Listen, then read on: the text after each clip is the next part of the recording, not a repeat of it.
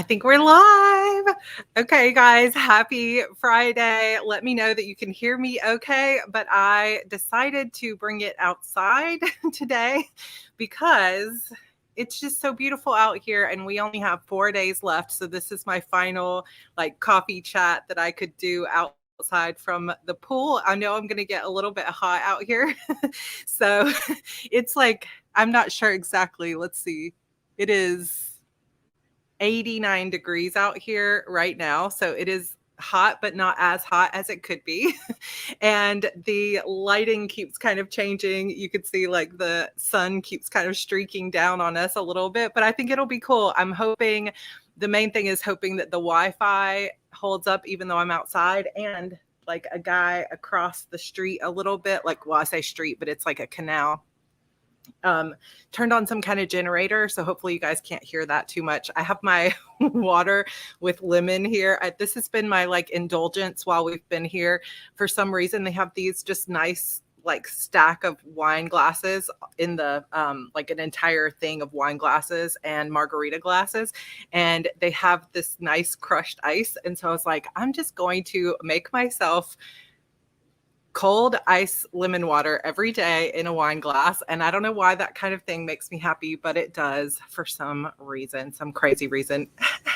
See that light? I've shifted this laptop a few times and it still is it depends on where the sun goes. So it might just be, there might just be a streak of things in my face. But this is the absolutely beautiful place that we have been staying. And one of the things that I absolutely love about this particular house is something that has been my dream for, I don't even know where or when I got this dream, but it has been my dream for a really long time to have a pool where you have a view of the water of the pool, and then beyond that to have a view of a natural water source or whatever. So this has been such a dream. I totally love it. And this house has nothing in the back here but just floor to ceiling windows. And I'm going to be sad to leave it. I wish that we could stay here.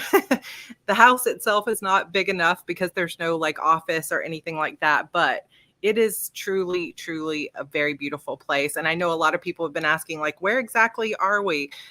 We are kind of in the Fort Myers, Florida area. So we're on the Gulf Coast side of the state of Florida and all the way down towards the south, but not as far south as the Florida Keys and stuff like that. So it has been really, really nice. And even though we are mid-October, it's still 80s and 90s here every day. So I have a feeling that if we were here staying in the middle of summer in, let's say July or early August, it's probably in the high 90s, if not 100-degree weather here. But I bet it's really, really nice here in February. It's probably 75 to 80 degrees. I don't know. It's beautiful. Christina says you've been glowing since you've been staying there. Can tell you love it. I think that part of it is so nice that it has just been a place for us to settle in for 3 full weeks, because even our last few weeks at the house in Charleston was just so hard because it was nonstop packing and trying to get everything figured out, and where do we stay and where do we, how are we going to, the sweat is already going, how do we figure out what we're taking and what stays here and what are we going to do with the kids and how do we make sure we have a place to stay? And there was just a lot of stress. And then we have been on the move and courses and conferences and other things like that. And so this has been really nice because we have barely left the house and it's just been really, really nice. And what is cool about this, but I had George turn it off, is there are a couple of little spas right here. You can see right there, there's a hot tub. And then right here, there's some little spas, and those are on all day. It's on automatic. And so it makes the pool look like it has ripples, but it is, currently calmer right now just because I turned it off because it does get a little bit loud. I'm going to have this one little streak of sunlight in my face this whole time. Sorry about that. So I saw Jenna say that it is a little bit overcast there in Seattle, which I guess is not all that unusual for Seattle. I have a good friend who lives in that area, and she was like, you should come live here. And I'm like, I cannot handle the sun being gone. When I lived in Indianapolis, which I know is very different from Seattle, but I lived in Indianapolis to go to graduate school for a couple of years. And it was so difficult because the sun, like for months, the sun just did not come out. And I think some people really enjoy that and some people just can't handle it. So it's just sort of your personality where you want to be. So Florida is on my bucket list. I want to see if it's a good place to retire. I mean, I love Florida. I really do.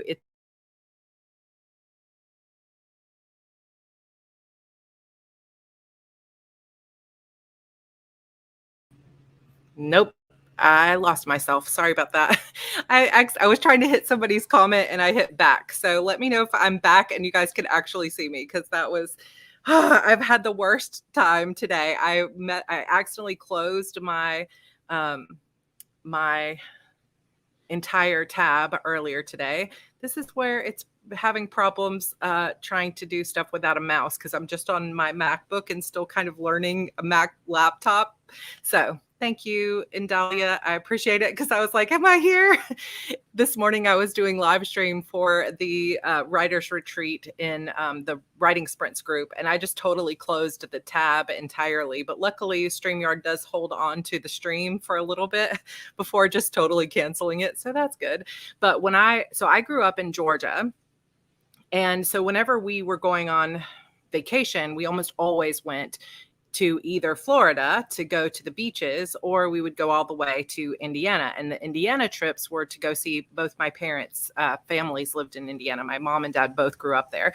And so we would take that, like, it was like a 12-hour drive to go all the way up to Indiana. And it was so often cold in Indiana, especially if we were going for Christmas. But when we would go on vacations in the summer, we would come to Florida. And a lot of times we would go to Panama City Beach, which is on the Gulf Coast. That was one of the first beaches that I remember like playing in, with like true sugar white sand beaches and looking for shells and just loving it. So we came to Florida almost every summer when I was a kid. And for any type of like senior trips or fun, like go out with your friends kind of stuff, we would always come to Florida. And I always have really, really loved it. And Georgia's niece and nephew live in Miami, and we were hoping that we were going to be able to get over there to go see them, but they're both working too much and we just didn't get a chance to see them. So hopefully we'll be back. But so far, I think this is one of our favorite areas we've been to in Florida, is this area here, which is like Fort Myers type area. 12 hours with 3 kids. Yes. So we had 3 kids in our family. My sister is 5 years older than I am, and my brother is 5 years younger than I am. So I'm right there in the middle. And growing up, we had this Malibu Classic, and we would drive 12 hours all the way to Indiana. That was a long, long trip. It is kind of hard. MacBook is better than any other computer, although I see the benefits of using both Dell and Mac. I really did try to make it work with just my Razer computer, which is a PC computer, and it's a gaming computer. And I really love that computer. It's my pink one, if you guys have seen it. I can't believe this lighting. Sorry about that. But I tried to make that work. And a few weeks into the trip, I was like, I've got to have a Mac. But I'm used to having a Mac desktop, but I just needed it for my book formatting and some other things. So I have 2 laptops with me on the trip, and I love them both, but I'm just getting used to the MacBook Pro because I haven't had a Mac laptop in years and years and years. So that's kind of fun. I actually really like it, and it's just taking me some time to get used to it. I do actually have a mouse, but I didn't bring it outside with me or use it this morning. I'm from Holland. I can drive across the country in only 3 hours. I mean, that is really such a difference, because if you think about the United States, it's like a lot of people have never left their state. And really, like, I don't know how far of a drive it would be from North Florida all the way down to like the Florida Keys or down to Miami, but that's probably a good 6 or 7 hour drive, I would imagine. the state of Georgia is longer than most people think. So if you go all the way from South Georgia up to Tennessee, that is another like 7 or 8 hour drive just to get through the state of Georgia. But if you were going to try to drive all the way from, say, Washington, D.C. to Los Angeles or to Seattle, I mean, it would take you days and days and days. And yeah, Canada, I can't even imagine too. It would take you 2 days just to drive across Ontario for sure. Laura said, I think my mom said it took her 7 hours to go from Orlando to the Keys. And Orlando isn't even all the way in the north, right? So Florida is a pretty long state. Mason, we drove to London at the other end of our country in 4 hours. I have never been to England, but it's on my bucket list for sure. I really want to go.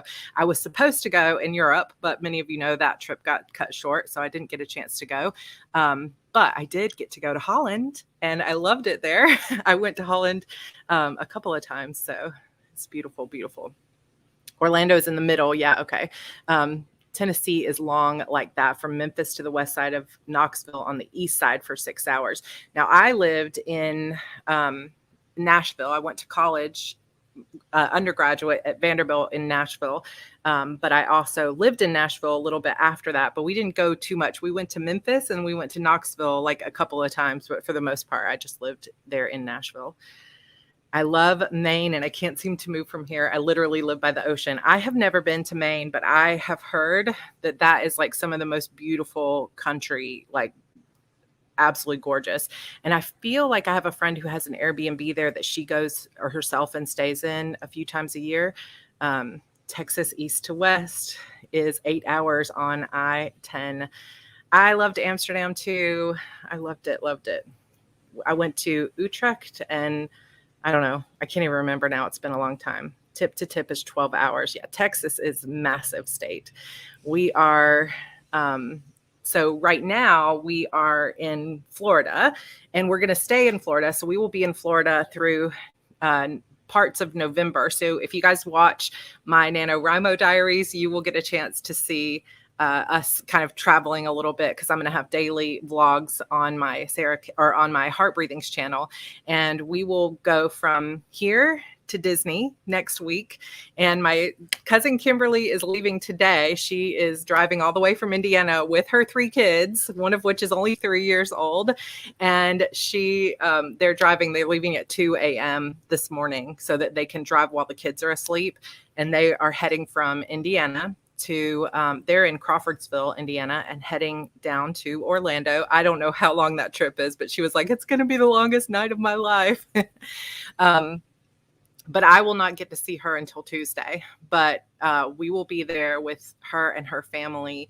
And I am so excited because she's one of my best friends, Kim. She's in our coven too on Facebook. You guys probably have seen her post a little bit, but I have not seen her in 7 years. And so I am very, very excited. And I told her I'm so glad that that's the next place that we're going, because if we had to leave this house and go someplace disappointing, I would be very sad, because this has been like the coolest. One little story that's kind of fun. You guys can kind of see here, there's a column here, but you can kind of see like the edge of the boat right here. There is a boat here. We do not have access to the boat. It's the owner's boat. But there's like a little dock right there. And every night there's a turtle that comes up to come see us. I think that must be that some people feed him. So he comes up like putting his head out of the water like, hey, is anybody going to give me any food? But he's like so big. This is a really big turtle that just lives here, I guess, in the canal. So that's kind of fun. We've seen lots of birds. We see people coming by in boats quite a bit. And it's so fun because anytime a boat goes by, Evie and Andrew run outside and they're like, hi, hi. And everybody always waves and stuff. It's very friendly here. So I think it's been a really, really good place for our family. We have been in the pool every single day, and there's so much laughter and joy that has been coming out of this. Even Andrew is starting to get a feel for his homeschool work, and I feel like he's getting faster and easier at it. And I've been telling him, you've got to get faster at the schoolwork, because if you want to go to Disney, you still have to get through your work before we can go to the parks. Oh gosh, hold on. I missed a comment. Michelle, I'm about an hour south of Crawfordsville. I would say 15 to 16 hours to Orlando. Oh my gosh, they are going to be in the car for so long. I feel like homeschool is getting better and better. Andrew, I think it took him some time to get into the groove of it. Like, he just was very resistant. Like, I don't want to do this. This work is stupid. I think it was just like the resistance of change that we all kind of feel. And imagine being 9 years old and having to go through so much change and leave all your friends behind and everything else. So he's been doing great overall. But now that we have this is like the old teacher, Sarah, because some people don't realize this, but I've actually been teaching since I was 21. And really before that, even, because I always taught like Sunday school and stuff like that back when I was like teaching, when I was in college and high school, I was teaching as well.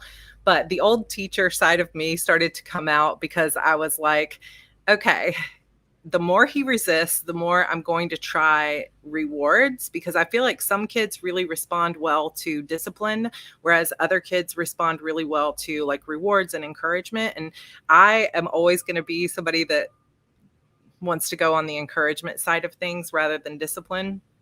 And you can take the teacher out of the school, but not the teacher out of the girl. Exactly. It's one of those things. I was a teacher for years. I was a college professor for a little while, believe it or not. And I also taught elementary school, and then I taught private voice lessons. And of course, now I teach courses and all kinds of stuff, and YouTube and everything else. But I come from a family of teachers, many teachers.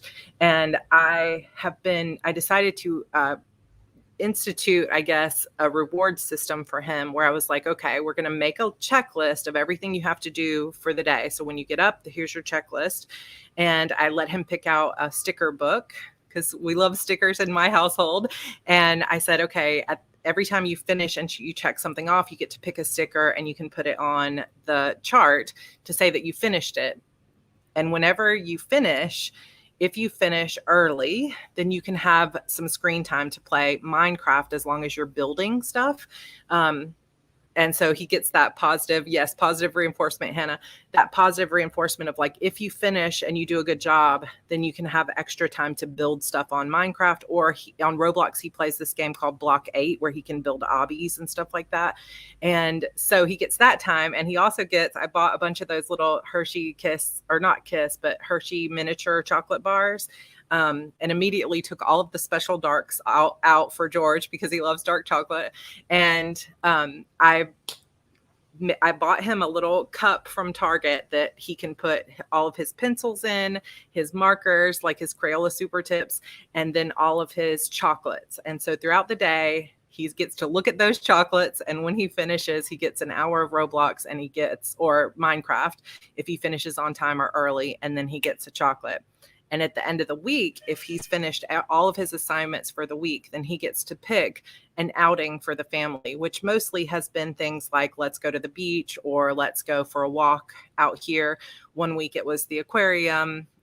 This week we're going out to the beach. So it's one of those kind of fun things. So I think he's doing much better with the positive reinforcement.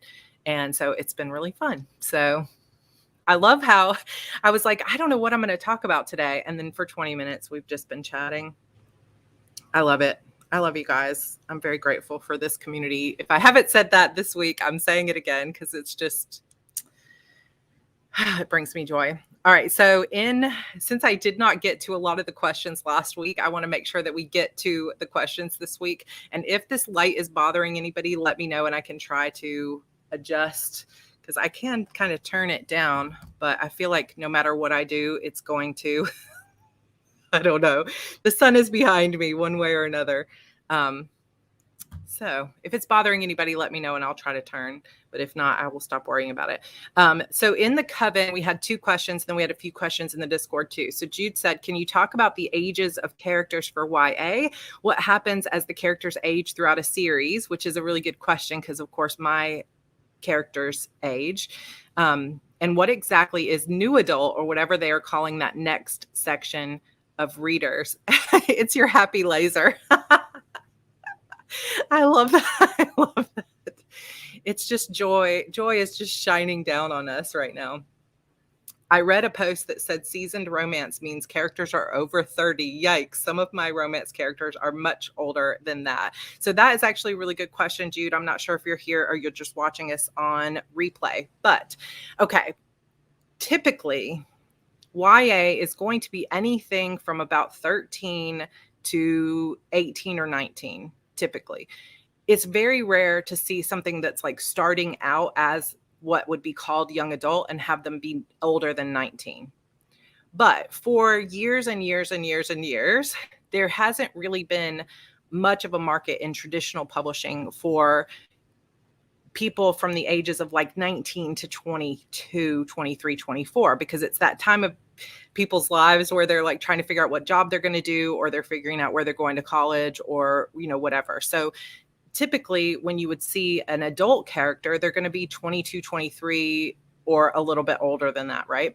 And when you see a young adult character, they're going to be in their teens. So that's kind of the like typical YA range, is about 13. If you're 13 and under, like you will see some middle grade that are 13, but for the most part, middle grade is going to be more like 9, 10, 11, 12 kind of ages, but there's always exceptions to that rule.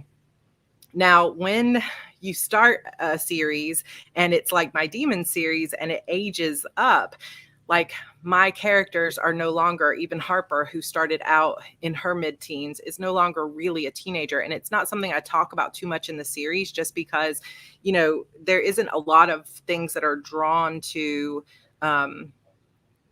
the amount of time. Plus, if you were reading the series from the beginning and you started reading in 2010, technically 11 years have passed, but 11 years have not passed for Harper and Jackson, but it has been several years. And so she's moving out of her teens and into her 20s, really, if you were to go by the timeline.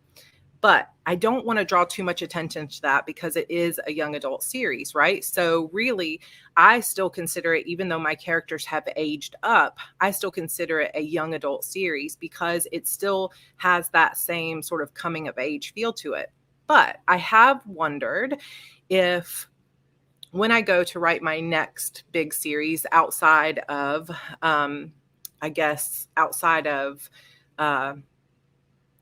The Witch's Key, which is obviously also YA, do I want to write slightly older heroines? Like, would I want to write someone that's more like Frankie's age, which would be new adult? And I don't really have an answer to that. Hi, Heather. So I'm going to be here until Tuesday. So only a few more days here.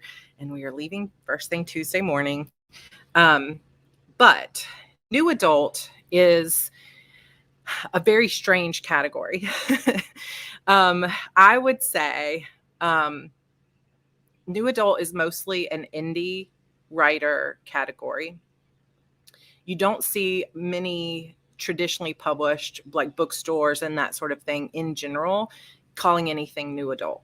That's mostly something indies kind of invented. And when new adult first started, for a very, very short period of time, when we're talking like 4 months or so, I don't know if you guys can hear that, but I think somebody's washing their boat.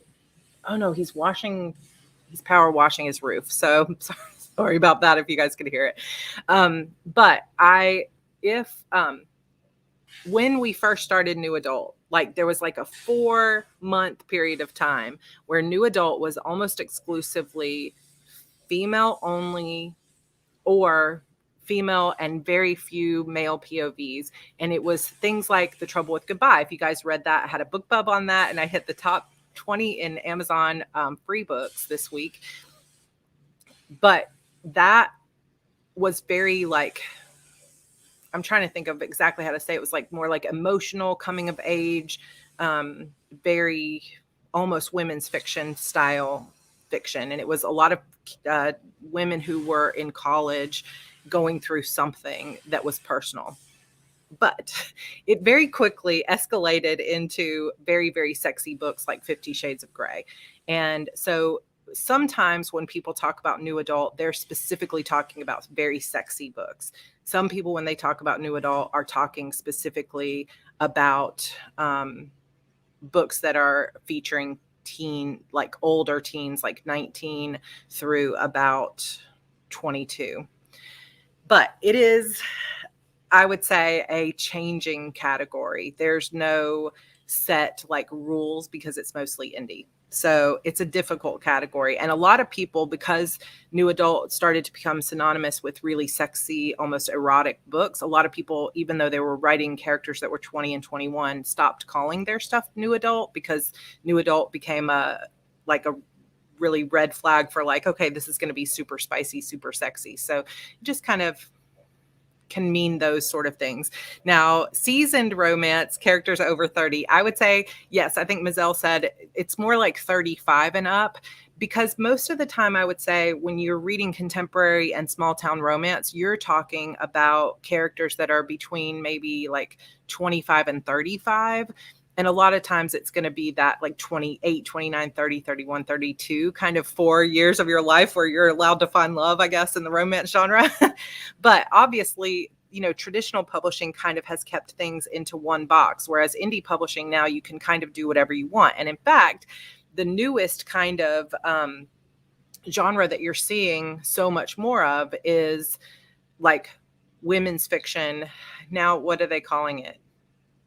Some people are calling it paranormal women's fiction. So if you like Deanna Chase, magical midlife, right? Okay, so you've got K.F. Breen, Shannon Mayer, Deanna Chase, Yasmin Galenorn. There's several, mostly they were urban fantasy authors who have moved into writing paranormal women's fiction, which is women who are a little bit older.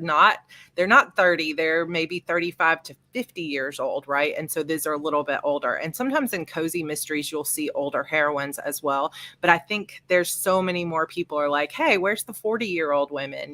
Like I want to read someone who's my age or whatever. So I think indie kind of breaks those rules a little bit, where it's like, okay, let's stop meaning where I'm having a hard time saying things exactly the way I want them to be said, but let's stop feeling like there's these boundaries that we have to live inside of, and instead let's write what we want to write. And that's one of the cool things about being an indie writer. But hopefully that kind of explains it a little bit more. So if your characters are older than 30, then I wouldn't worry about it. It's just where you might run into problems is if you're trying to traditionally publish something with, say, like Harlequin or, some standard lines that have been around for a really long time in traditional publishing. They still have some guidelines about where they want their heroines to be in age, and it's usually not in their 40s. So that's just one of those kind of things to keep in mind. Pepper asks, what is one thing you suggest for a beginner, planner, and author to use? Whew, one thing, that's a hard question. What's one thing? Well, I mean, obviously my biggest thing would be, if you're looking to plan your author career, the HB90 system, which is kind of a shameless plug for my own book or my own planner, but it's just because it was developed out of my own need to create something that would really support me and allow me to get a lot of stuff done. And yeah, exactly, Jennifer, beginner, planner, how much time you got? It's like one of my favorite questions to talk about is planning and how to get things going. But like one of my, it's so hard, beginner, planner, and author to use. I guess I would need more context because there's so many good tools out there. But the HB90 method planner, which is my planner, is so, if you don't mind printing your own stuff, or there will be a digital version coming out before the beginning of the year. It is so good for being able to focus yourself in on, here's what your goals are, here's what you're going to do, especially if you're a visual learner. So, moving to that goal setting system where you're very clearly deciding exactly what you're working toward, exactly what you want to do. Because especially if you're somebody who you're starting the writing, but you're already looking toward, oh my gosh, how am I going to publish this? And how am I going to get my social media going? And how do I build a following? Because being an author these days is not, nobody who's an author, except maybe a very, very rare person, just writes. We have, Evie's knocking on the window. We have so many other things that we do. We've got to figure out social media, and not everybody has social media the way that I have social media and has to do videos and things like that. But you do have to have some kind of platform for people to discover your books. And so there's always other things. Plus you need to learn how to edit, and you have to manage your money and your finances and, everything else. So once you really get into the business of writing, you'll start to learn that there's so many hats that we wear, and it can start to feel really overwhelming to figure out what's the main priority. What do I do for my website? How do I do this? And when you feel like you have to do it all at once, it can just be super, super hard. So I think that it's a matter of getting in and figuring out your system for here's where my priorities are, and kind of deciding that list for yourself of, you become an authorpreneur. Exactly. Here's my list of priorities and things like that. The other thing that I suggest for a beginning planner and author to use would be not a physical thing, but to use the community, especially like the writers group that we have, the Writing Sprints group, or any of the Heart Breathings group and things like that, because doing it all by yourself can be very, very lonely. So use the community as much as possible, I would definitely say. RK says, I can't get the planning under control. Every time I think I got it, it just slips away. I don't have a problem with it though. I think that is also the hard thing too, is it's hard when this is where I'm losing my words today, because I want to say it very precisely. Maybe you're just not a planner. So the main thing is, maybe what you need to do is figure out what your planning process is. And it might not look like mine. It might not look like everybody else's. Every time you think you got it, maybe you still need to continue tweaking it, is what I'm saying. Because maybe it's not the right process yet for you. But when you find your thing that works, that's when you know. And I feel like sometimes we see everybody else giving tips, and we see what everyone else is doing, and we don't know what's right for us. So we try on other people's things the same way we try on clothes. We try on planning systems and writing styles and different things like that. And I think the key is to keep an open mind to where you say, okay, I am going to try this system. And instead of being like it either works for me or it doesn't, and being all or nothing, to say, okay, I've tried this system and this doesn't work for me. Like I tried Sarah's system, but I cannot do, the Kanban board. But I do like the way that she manages her time. So I'm going to take the time estimating part, and I'm going to apply that to a checklist or a bullet journal system. And then you try that. And then you have to kind of go around, because what I found that I was doing with my planning for years was I would buy a planner, and then I would try to figure out my system to match the planner. And what I finally realized is that I had to just push all the planners aside and say, but what do I need? What do I need on a daily basis that's going to support me? And when I sat down and I made that list, and I realized that the way my brain worked is I needed to make the list first before I planned out when I was going to do things. That's when things really started coming together for me. And that's when I came up with the HB90 system. So there's multiple ways of doing it. So don't give up, and then take pieces from everything, and don't feel guilty if it doesn't work for you. I do have points that I have to do and cross it off from my list when it's done. I use index cards, but it just has words on it to remember. I use tons of things from your videos, but use it differently. Yeah, that sounds perfect. I also find different layouts for different things help. I just ordered a monthly planner because I need that layout for some things, a list for some things, and weeklies for other. So I'm the same way, Laura. I know that some people, they just need their one thing. Like, I can't handle multiple systems. I need the one system. For me, I like to have I've got this monthly planner that works for these things. Here's all my notes for the Spooktacular, by the way. I have many notes. But I've got to have the HB90 for this other thing. And I like to kind of compartmentalize in a way. All right. So, and we are going to go over some of that Spooktacular thing. And so I did see somebody asked, is it true that I am not continuing on with Deep Dark Secrets? And now I can't find it. Is it true that Deep Dark Secrets isn't getting any more books in the series? It is true. And I'm sorry to say that it is true, but it is true. I have posted a page. If you go to my website, sarahcannon.com, you'll see a page that's called like Books in Progress, a little tab, and you can click on that tab and it'll kind of tell you like where everything is in the queue. And so it'll tell you that right now I'm working on the plotting for book 12, and that book 4 of the Eternal Sorrows series is supposed to be the final book of that series. We'll see. And that one is coming next. That I also have The Witch's Door that I'm working on, and it does kind of give a little bit of an explanation that Deep Dark Secrets will be rewritten just slightly to be a standalone. So instead of there being 3 statues, there will just be the one statue. For those of you that have read it, you will understand that.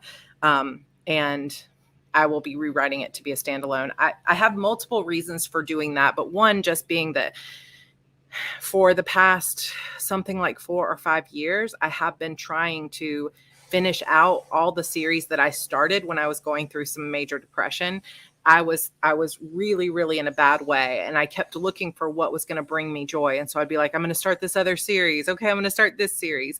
And if you were around, you could raise your hand if you were actually around when I started writing Deep Dark Secrets.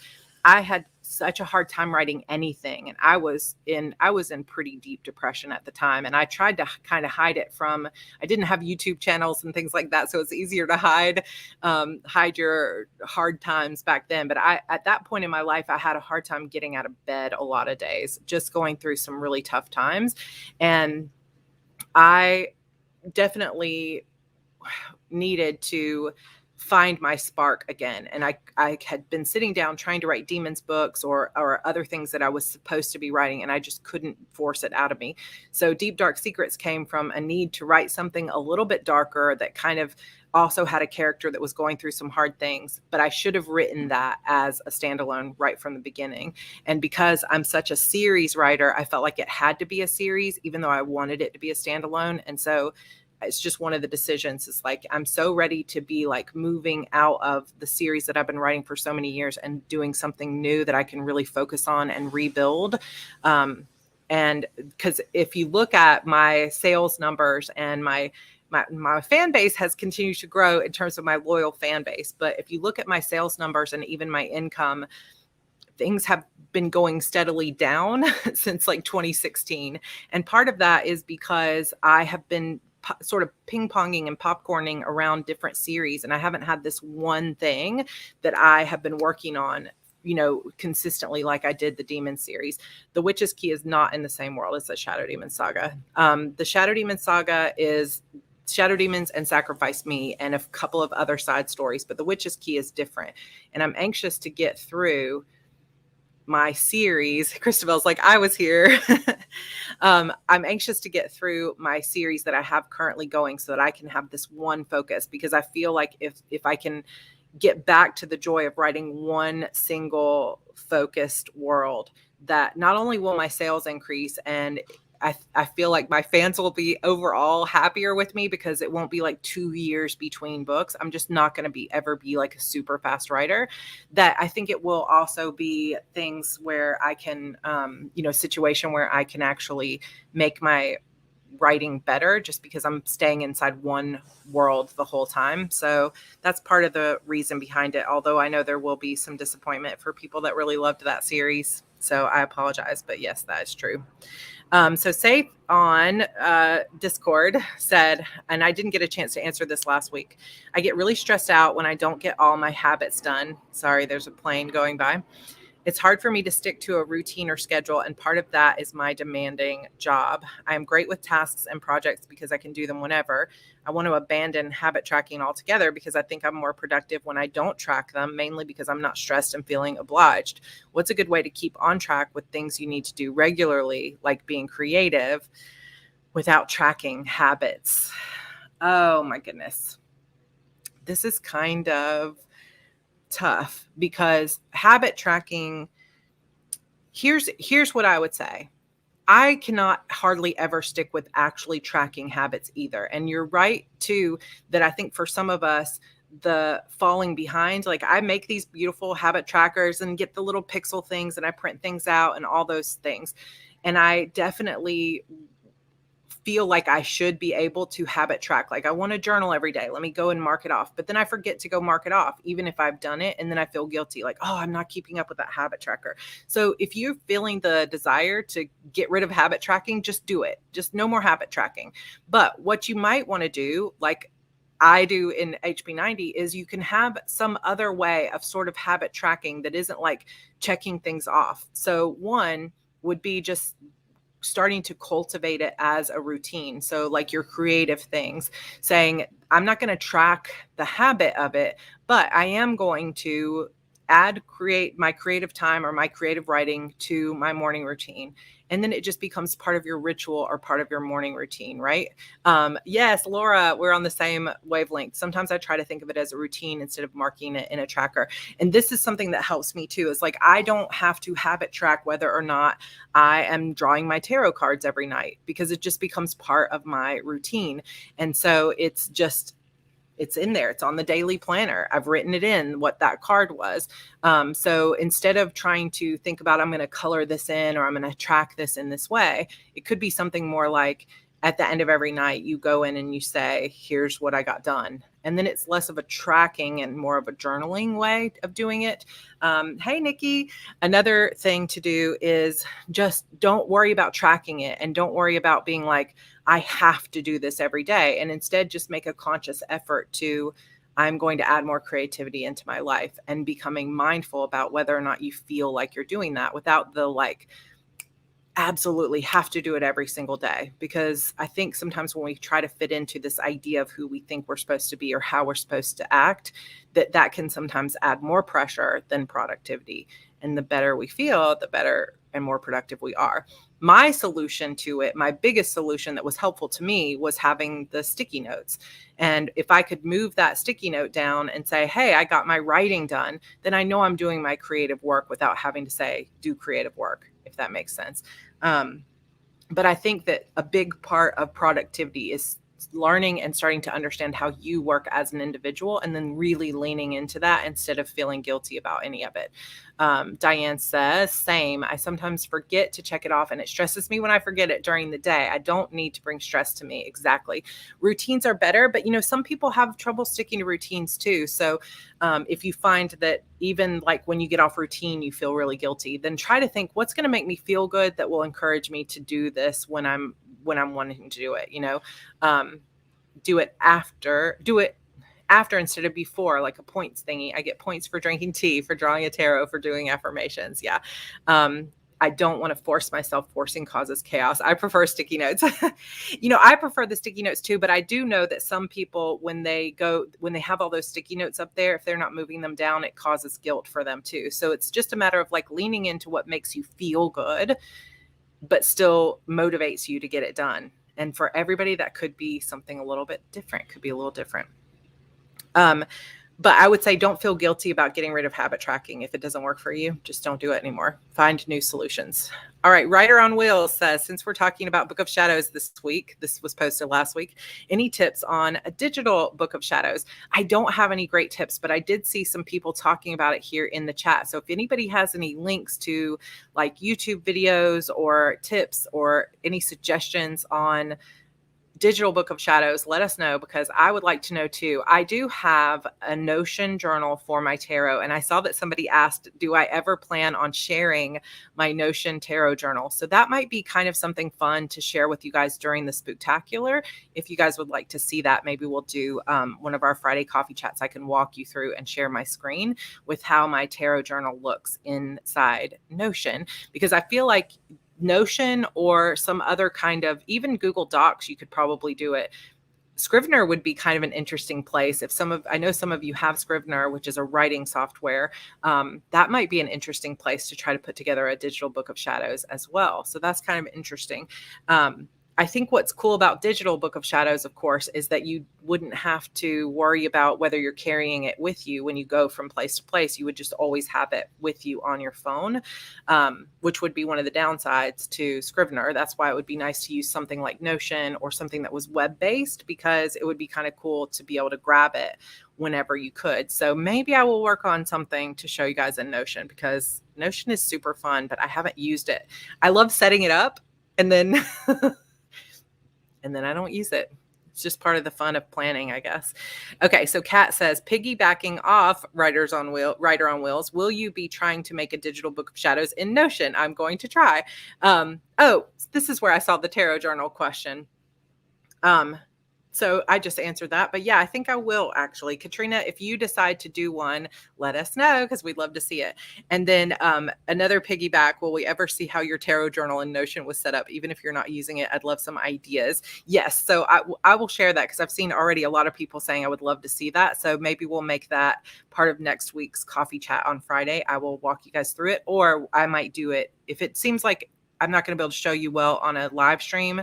I might just do an extra video because there will be extra videos coming for Spooktacular.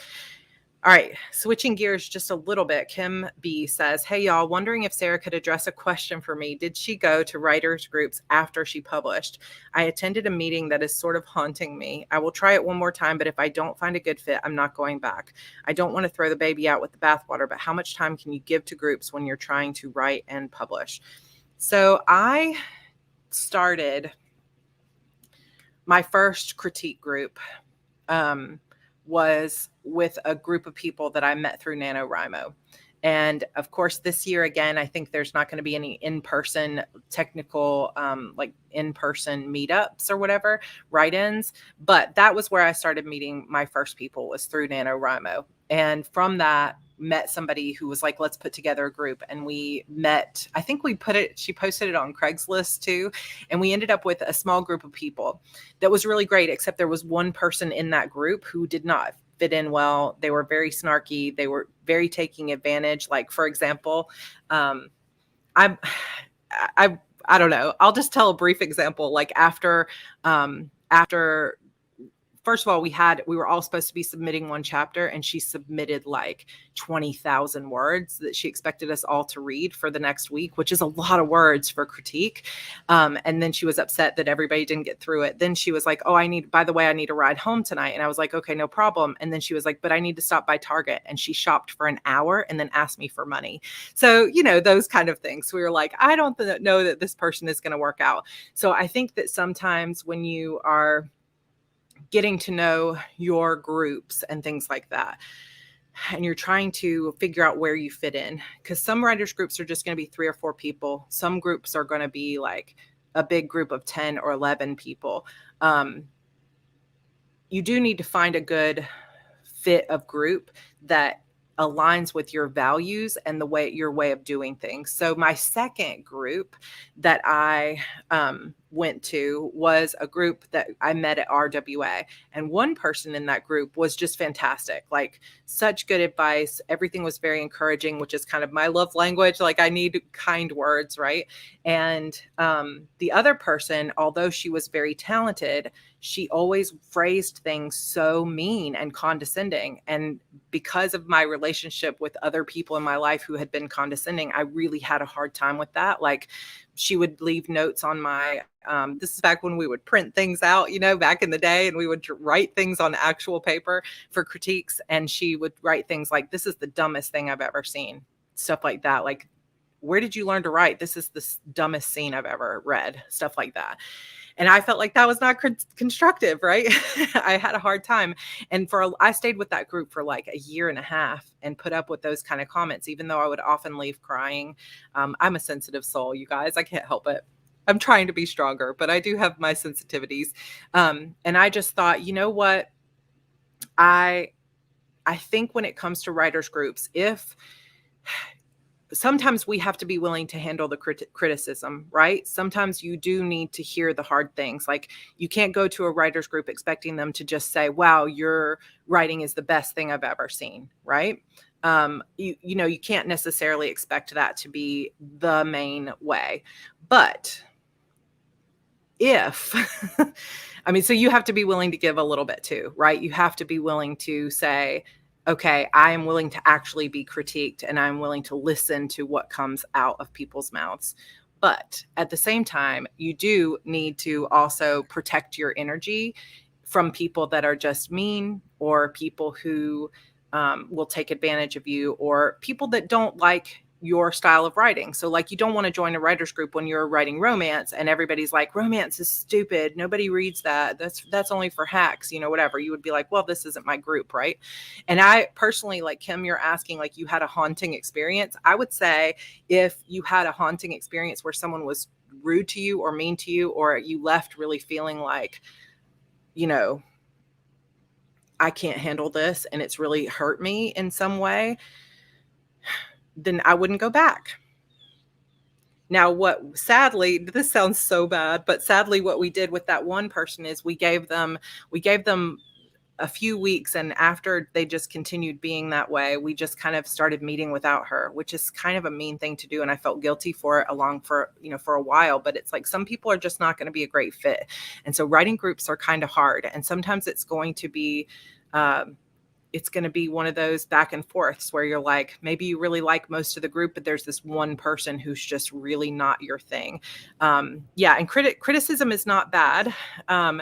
But for a lot of us, because people are criticizing our work, it can be really hard to take, right? When somebody says, you really got to work on your dialogue, and they say, this storyline isn't coming together and so forth. That's constructive criticism if they can help tell you why and how you can make it better. But even when it's like that, it can be hard for us to hear, right? So I think it's a matter of really looking deep inside and thinking, am I ready for this type of criticism? And if so, then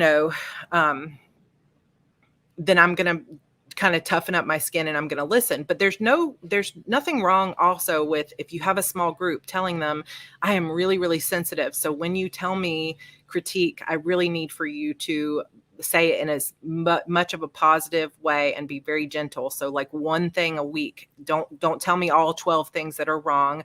This is what I need. And there's nothing wrong with telling them what you need. So just keep that in mind as well. But I would say if you had something that you would dare to call a haunting experience, that I would not go back to that group. But if there was somebody in that group that you really liked, maybe reach out to them privately and say, I'd love to continue meeting with you, but that group was not for me. And like Mason said, sometimes writing groups might not be for you at all. And that's going to be fine too. When that one person runs the group. Eek. Yeah, that's true. That's true too. Brooke, I hear a lot about critique groups. How do you find them? I checked and there isn't an active nano group where I live. Any other ideas? So it really sucks when there's not an active nano group, because I love nano groups, but there are sometimes other writers groups.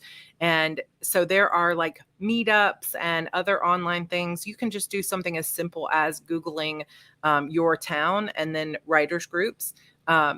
And maybe you're not going to be able to find writers groups in your area if you're in a small town. Like I guarantee that my small town where I grew up in Hawkinsville does not have really good writers groups, but you might be able to find people online too. So feel free to come into my Heart Breathing's Word Sprint group and say, or into the Discord and say, hey, I'm looking for just a couple people who also write romance who would love to meet up with me. Hannah says, what's a good size group? I would say my most successful groups have had total 3 to 4 people in them. Yes, libraries sometimes have posts. That's a really good one too. I'm trying to think where I met. So I had a small group in Columbia when I lived in Columbia, South Carolina, and I cannot remember how I got hooked up with that group.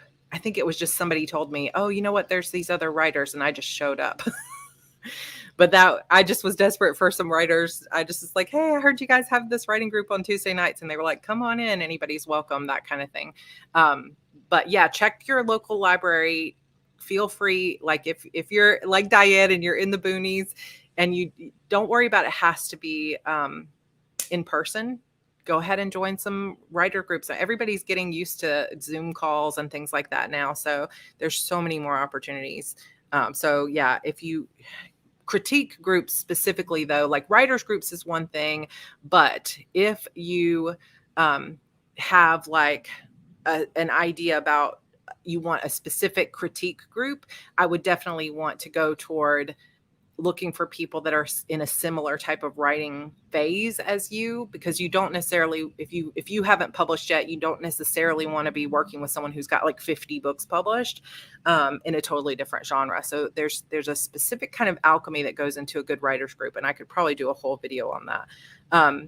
Tessa and Dahlia says, any tips for a good cover reveal? Heart Breathing's writers group. I have thought of it actually, but we've got ideas coming for 2022. We'll see how it goes. But I would say, let's see. Good cover reveal. If you want to see some really kick-ass cover reveals, go follow Casey Bond on Instagram. She has her cover reveal business together, and I am so impressed by it. I want to steal her ideas. I'm going to reach out to her and be like, help me with thy ways, because she's so good at it. What she does though is she reaches out to bloggers and fans, like street team kind of people, and she first reveals the title outside of the cover by sending them a sticker, which I think is so cool. So it'll be a sticker with just the title in the font. And then she has them create photos that are like, Bookstagram style, really nice photos. And so everybody posts on the same day, and then she can use their posts. Casey with a C, Bond, B-O-N-D. She writes young adult fantasy, and her cover reveals are so cool because she gets the community involved. And I would love to do something like that, because it's neat to see not just her posting the cover reveal, but I would highly recommend go check out her Instagram, and you will see the progression of how she switches from one book to another and how she reveals the title first, and then later she reveals the cover. I love, love, love what she does. She also does like hardcovers that have sprayed edges. She has some really cool ideas. So I highly recommend checking out her Instagram. But really, I think that cover reveals can be what you make of them. Like if you want to, there's so many different ways. You can just do like, hey, here's my cover. Some people will do things where they'll reveal a piece of the cover, like a corner of the cover, and then the next day another corner of the cover, and those kind of things can be really neat. So just have fun with it. But in the end, I don't think a cover reveal is going to sell books for you. The main thing a cover reveal does is get people excited that the book is coming, and it builds awareness. So just be thinking about, how can I reveal the cover in a way that will start to build a little bit of buzz or a little bit of excitement? And I think, when you've got just the one book out and you're looking for the next book you're going to start revealing, then it's a good idea to do that kind of like, I'm going to reveal a piece of it. I'm going to just tell the title first and kind of make it where it's not going to be like I do, which is just one day you go, here it is. I would go for like, make it a week-long event, and then you start to get that buzz going. I think that would be kind of cool for where you are in your career. All right, so we've only got a few more minutes left. So I am going to kind of go over. Now, I did want to do a full Spooktacular schedule, and I will go ahead and say that I am trying to give myself a little bit of extra grace when it comes to the Spooktacular this year, because I'm realizing that without Janet's help, this is going to be really hard for me to do all on my own, in terms of, because last year we had live streams, giveaways, blog posts every day, posts on my Instagram, posts on Facebook. And I worked this morning for 2 full hours and I got one post done.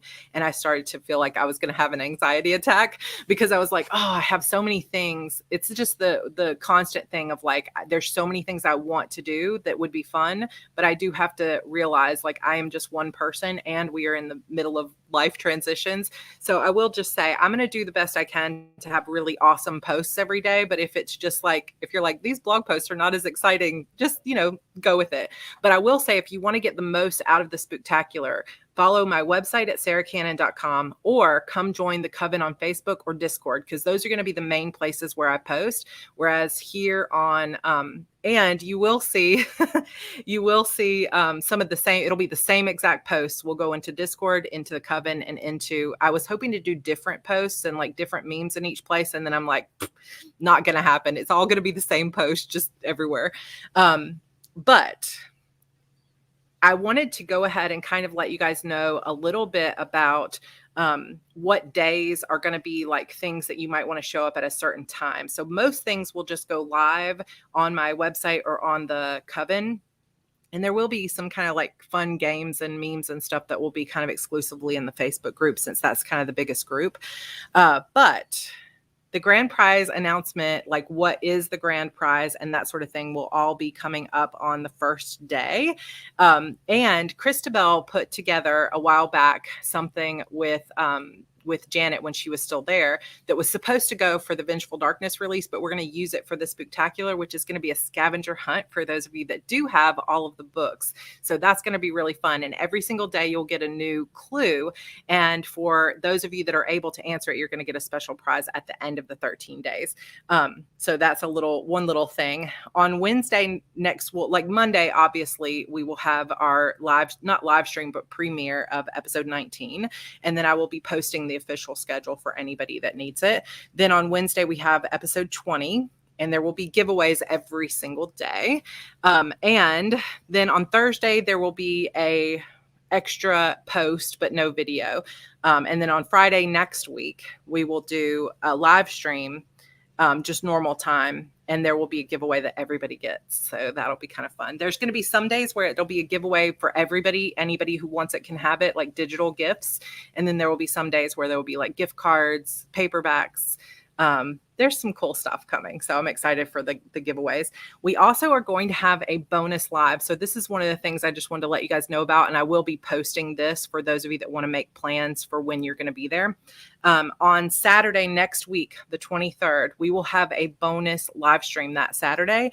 And I am going to be sharing with you a real life ghost story event. So it's going to be kind of like story time with Sarah, but of true stories. And I will be giving away some gift cards during that live stream. The question is, do we want to keep it at 4 or do we want to do it at a different time to allow for other people to be able to join in? And since it's a Saturday, we'll see. So I'll probably be putting a post up for you guys here on YouTube for that. So that's next Saturday, a bonus live stream.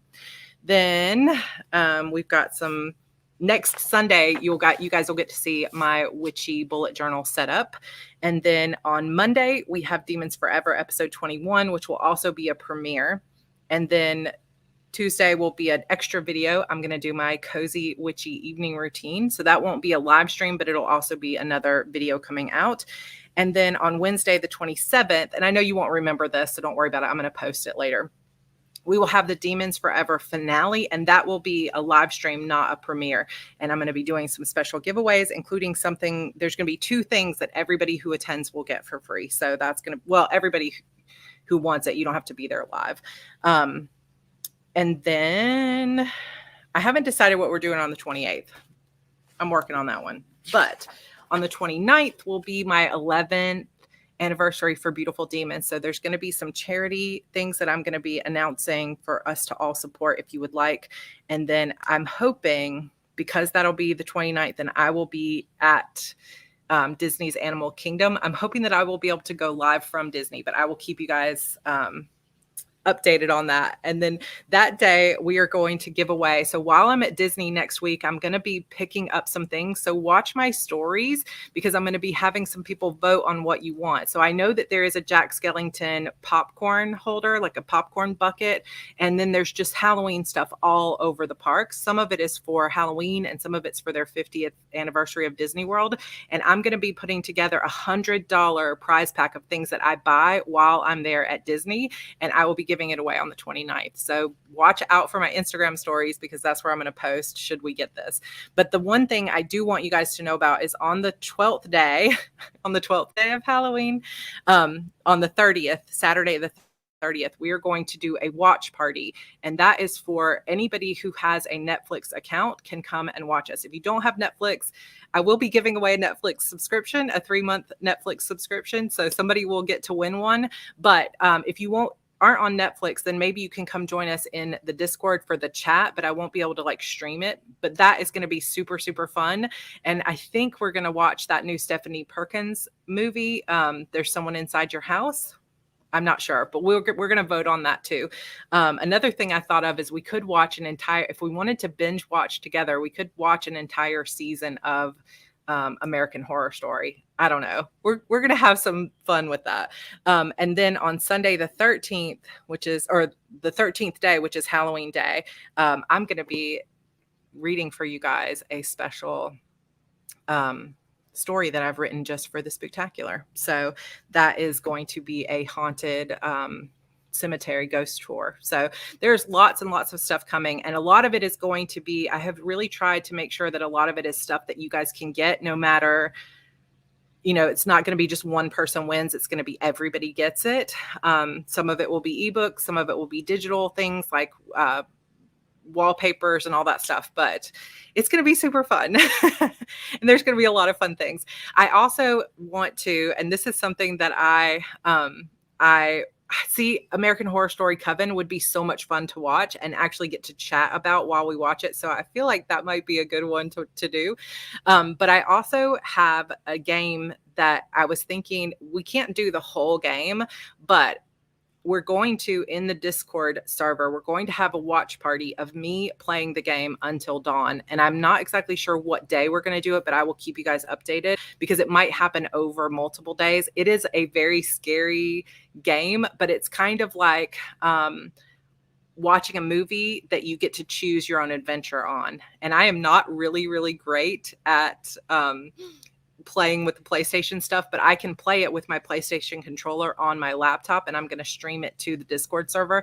So if you want to come join the Discord server, the link is down below. Come join us, and we're going to be watching and playing. You're going to watch me play through Until Dawn, which you'll notice has Hayden Panettiere in it, although she's digitized. It's such a fun game. I've played it 3 times and I only ever make it through with like one person surviving. Supposedly there's a way to do it with everybody lives, but anyway, it'll just be kind of fun. It is kind of gory, so only watch if you're ready for scary games, but it's going to be a really fun 13 days. And even if I'm not able to follow through on every single thing that I want to do, it'll be really fun. So some of it'll happen here on YouTube, but everything will be announced over on my blog. Yes, Rami Malek too. Yes, exactly. He plays the brother, right? So it's such a fun game. I love it. I love it. All right. So I love you guys. Thank you so much for being here. Thank you for joining in with my kind of beautiful background and our nice bright sun. Hopefully it didn't give anybody a headache, but it's going to be a super fun time. And I know I just kind of very quickly went through those, but if you want to come join us, I will be posting the official schedule so you know when and where everything's happening coming up this weekend. So it's coming soon. We start on Tuesday, but of course we have our last 2 weeks of Demons Forever start on Monday, and then the official Spooktacular starts Tuesday. So I will see you guys then. Yay. All right. Love you guys.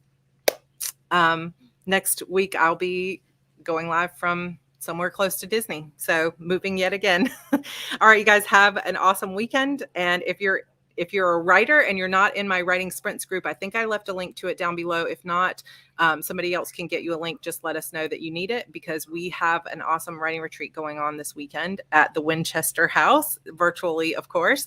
So you're welcome to come join us and write with us. All right, you guys, have a good weekend. Bye for now.